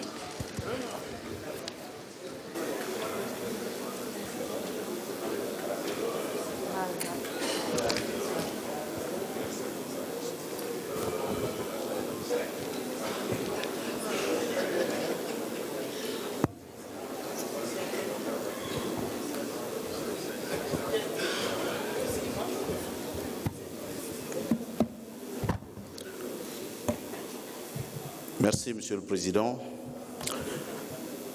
Mesdames et Messieurs, très chers collègues, membres de l'Assemblée générale de la FANAF, au nom de la République gabonaise et particulièrement du marché des assurances, à l'entame de mon propos, je souhaiterais d'une part relever de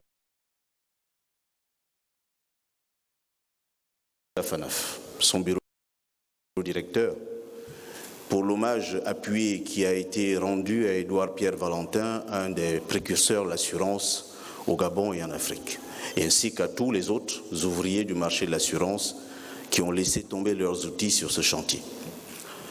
Je voudrais ensuite remercier l'Assemblée générale pour l'opportunité qui est offerte au marché gabonais ce jour, suite à notre déclaration de candidature à Kigali, de vous présenter la destination Gabon, sa capitale Libreville, et si cela vous convient, afin de recevoir la 44e Assemblée générale de notre organisation.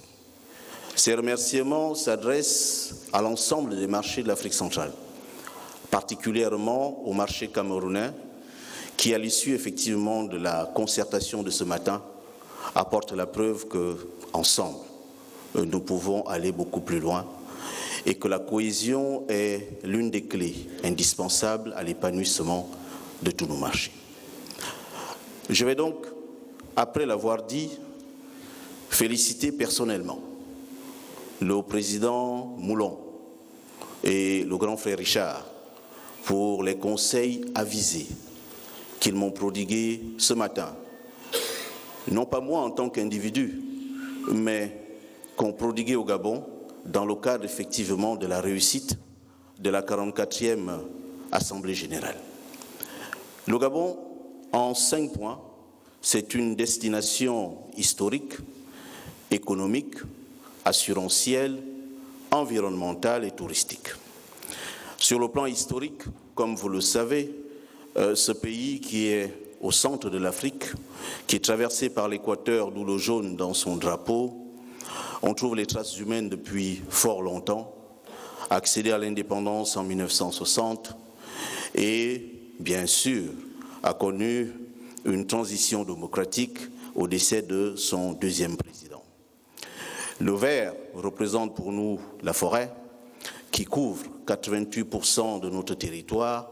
Le jaune, c'est l'équateur, qui coupe le Gabon en deux à partir de la ville de Ndjolé, et le bleu, l'océan, qui berce l'ensemble de ces côtes. Après sur le plan économique, nous sommes au dernier recensement de la population, 1 800 000 habitants. La particularité de ce pays, c'est que les femmes sont beaucoup plus nombreuses que les hommes, et ce qui est une très bonne chose pour ceux qui vont arriver.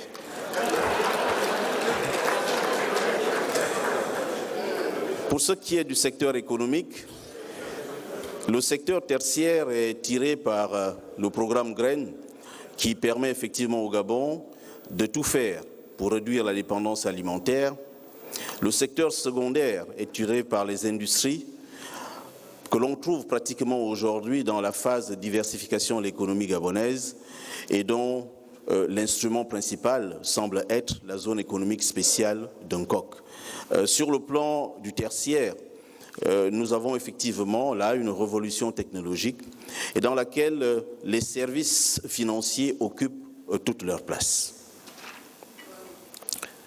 Le marché des assurances au Gabon, il est exactement tel que nous l'avons défini à l'occasion du panel numéro 1. C'est le même que l'on trouve sur l'ensemble des pays de la CIMA. Nous abritons le siège de la CIMA. Nous avons également abrité le siège de la SICA à l'époque, puisque c'est la même chose, avec une bourse de valeurs mobilières qui est en train de fondre vers une bourse unique de la zone. Un marché des assurances dont tous les assureurs se regroupent au sein de la Fédération gabonaise des sociétés d'assurance créée en 1984, tandis que les courtiers se regroupent au sein de la Fédération gabonaise des courtiers d'assurance. Nous avons 7 sociétés d'assurance non-vie avec la présence d'un certain nombre de grands groupes africains, 4 compagnies d'assurance vie, un réassureur national qui est la Société commerciale gabonaise de réassurance. Le marché gabonais en moyenne, c'est 100 milliards de chiffre d'affaires, essentiellement tiré par la non-vie. Et nous constatons, c'est l'effet normal de la répercussion de la baisse des cours des matières, particulièrement du pétrole, que ce marché, depuis 3 ans, connaît une certaine baisse de son chiffre d'affaires, mais apparemment, au dernier chiffre que j'ai reçu, 2018 semble être une bonne année. Sur le plan de l'environnement, mon pays, le Gabon, c'est 88% couvert de forêt. La forêt équatoriale. Rassurez-vous, vous n'aurez l'occasion que voir approximativement 5% en arrivant à Libreville, le reste étant à l'intérieur du pays. C'est un pays qui a consacré 11% de son territoire pour des parcs nationaux, puisque le Gabon se positionne comme leader en matière de protection de l'environnement, sachant que c'est le 2e poumon énergétique après l'Amazonie. Sur le plan touristique, nous disposons d'un certain nombre d'avantages que vous n'aurez que l'occasion de vérifier sur place à votre arrivée. Sur le plan, en ce qui concerne les monuments, pour accéder au Gabon, c'est comme dans tous les pays. Nous avons effectivement beaucoup travaillé ces dernières années à améliorer l'accès à notre pays à partir du e-visa. Et ceux qui ont eu l'occasion de venir à Libreville l'ont utilisé. Et les documents administratifs demeurent les mêmes, avoir son passeport en cours de validité et bien sûr son carnet de vaccination.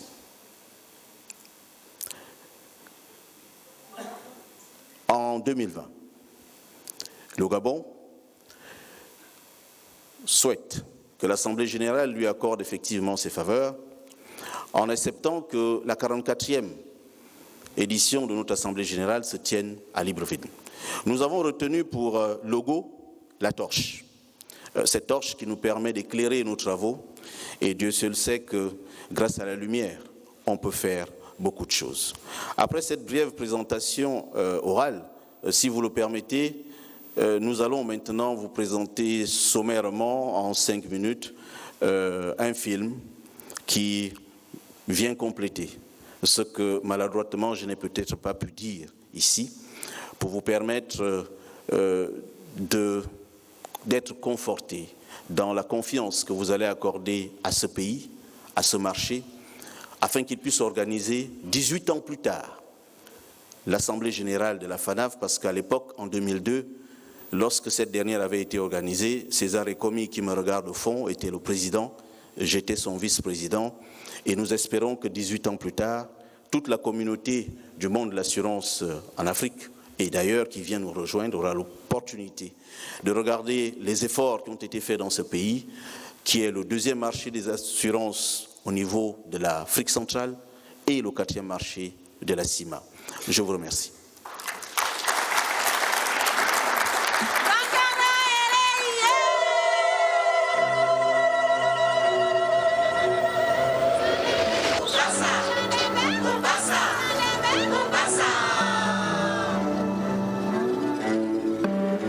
Août 1960, indépendance du Gabon.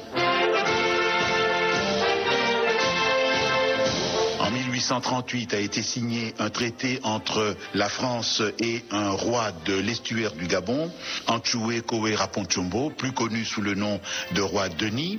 Et 10 ans plus tard, en 1849, a été fondée la ville de Libreville, réunissant les esclaves libérés des bateaux négriers.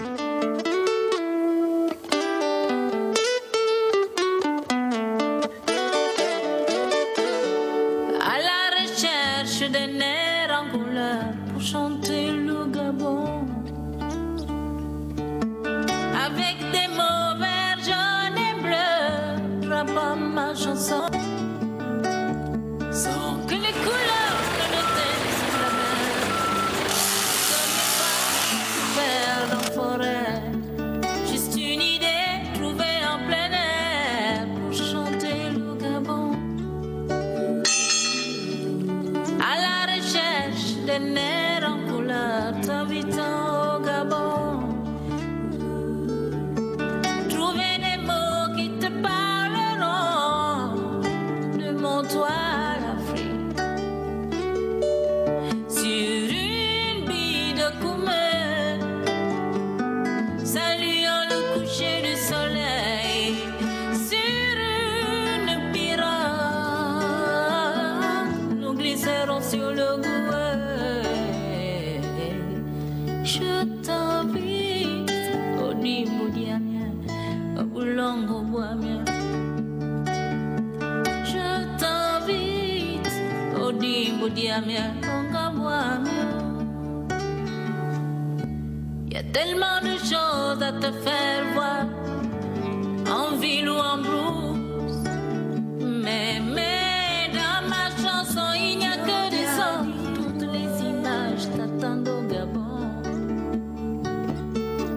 Tu seras à Libreville, suivrons le vent à la pointe des nids, faire une virée au Cap Serias en chantant le Gabon. Je t'invite au Nimoudiamien, au Boulongo Boamien. Je t'invite au Nimoudiamien, au Gabouamien.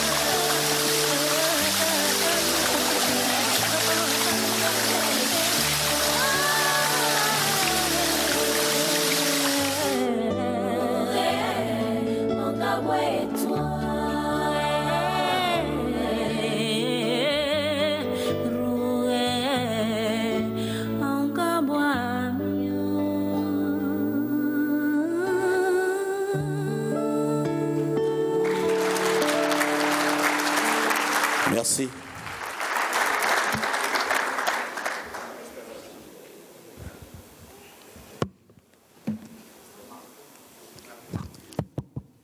Merci, Président, pour cette présentation. Donc, nous avons enregistré la demande et la présentation du Gabon. Maintenant, la parole est à l'Assemblée. Est-ce qu'il y a des questions? Pas de questions. Donc, sous vos applaudissements, toutes nos félicitations au marché gabonais. Rendez-vous est pris pour le mois de février prochain et je suis persuadé que nous aurons une belle assemblée générale à Libreville. Merci beaucoup. Le cahier des charges a déjà été transmis, ils l'ont bien et le travail se poursuivra avec le comité d'organisation en collaboration avec la FARAF. Merci beaucoup. Donc, je crois qu'on est arrivé au bout de cette partie de notre Assemblée générale. Nous entrons dans la phase du symposium et je vais laisser le soin à M. Loko, le soin de diriger cette partie des travaux sur l'adoption des résolutions qui sont issues donc de ces ateliers. Merci beaucoup, Loko. Je vous laisse, je vais rejoindre la salle. Allez-y.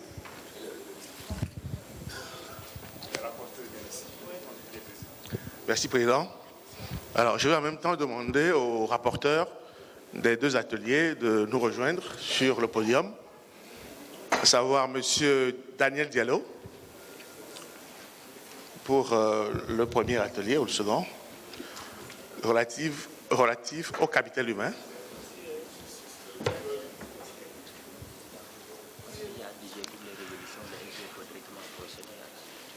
Le SG, bientôt. Non, l'ensemble des résolutions. On va le confier à Daniel. Monsieur Daniel Diallo, je voudrais utiliser vos compétences pour nous donner lecture déjà des résolutions, des recommandations qui vont être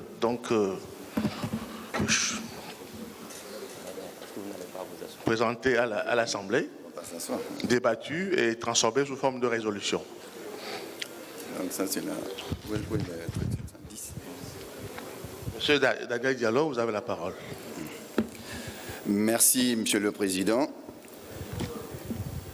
Notre atelier, qui était le premier atelier, devait réfléchir sur le capital humain requis pour le développement de l'assurance. Alors, à l'issue des débats, soit fructueux, voilà ce qui en est sorti. Première résolution. Accorder dans les entreprises d'assurance une importance à la gestion des ressources humaines par la mise en place de la fonction ressources humaines dédiée. Deuxième résolution. Mettre en place dans toutes les entreprises d'assurance un plan de formation pour les collaborateurs assorti d'un budget dédié. Troisième résolution. Offrir dans toutes les entreprises d'assurance aux collaborateurs un potentiel de développement personnel. Voici, Monsieur le Président, les résolutions de cet atelier. Merci, Monsieur Diallo. Alors, je voulais laisser la parole à la salle réagir à ces trois résolutions qui ont été qui viennent d'être déclinées. Si vous voulez qu'on vous les répète, je demanderai qu'on les reprenne point par point pour que vous puissiez mieux vous en imprégner. Monsieur Si, tu souhaiterais bien reprendre les résolutions point par point d'abord.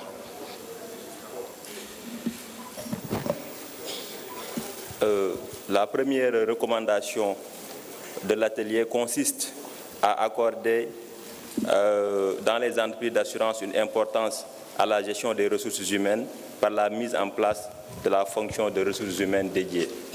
La deuxième, de mettre en place dans toutes les entreprises d'assurance un plan de formation pour les collaborateurs assorti d'un budget dédié. Et enfin, d'offrir dans toutes les entreprises d'assurance aux collaborateurs un potentiel de développement personnel. Très bien, je crois que nous avons donc proposé les trois recommandations. S'il n'y a pas de réaction, nous allons demander à la salle de les adopter.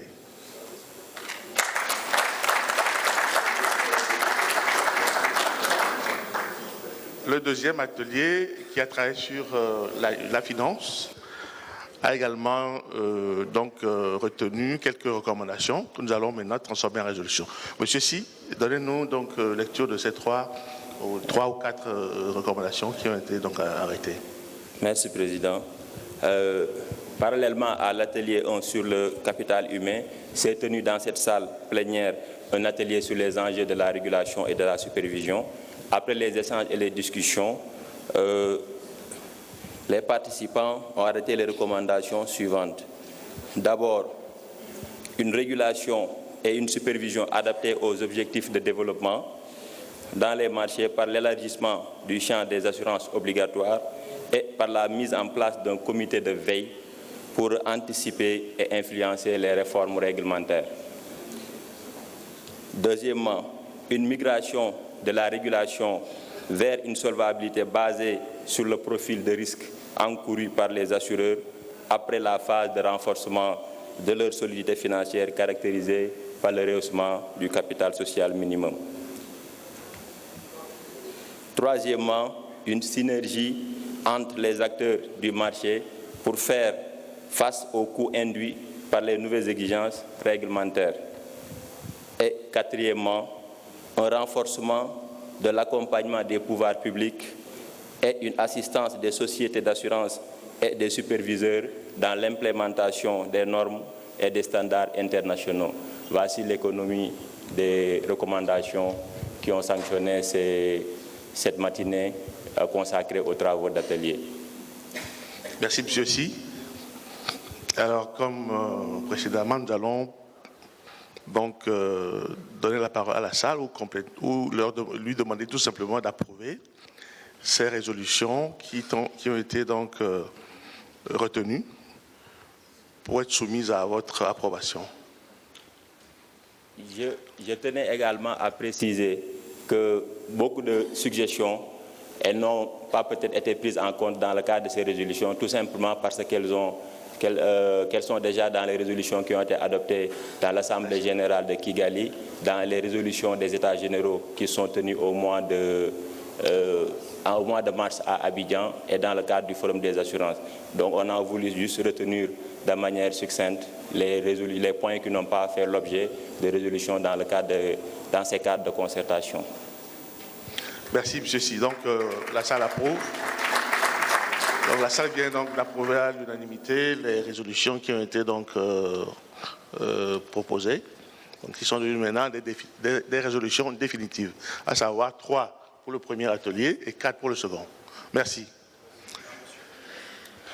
Alors, maintenant, on va passer à la motion de remerciement. Monsieur le secrétaire général est là. Ou c'est M. Si qui le présente, qui la présente. Madame la vice-présidente, vous plairait-il d'aller présenter les résolutions?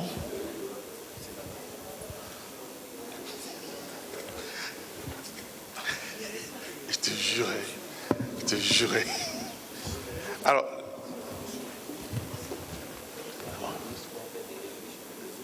là? Ok, bon, assieds-toi d'abord. Alors, monsieur Si, comme dans c'est une tradition pour nous de présenter les résolutions, l'ensemble des résolutions de l'Assemblée générale, depuis le rapport d'activité, le rapport financier, le rapport d'activité 2019, le budget 2019 et les autres résolutions subséquentes. Monsieur le secrétaire général, vous avez la parole.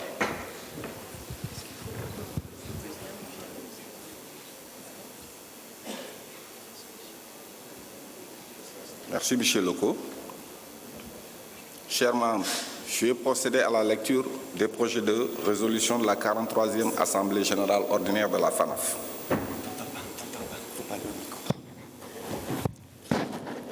La Fédération des sociétés d'assurance de droit national africaine s'est réunie en Assemblée générale ordinaire du 17 au 21 février 2019 à l'hôtel Laïko de Tunis, République tunisienne. En marge de l'Assemblée générale, s'est tenu un symposium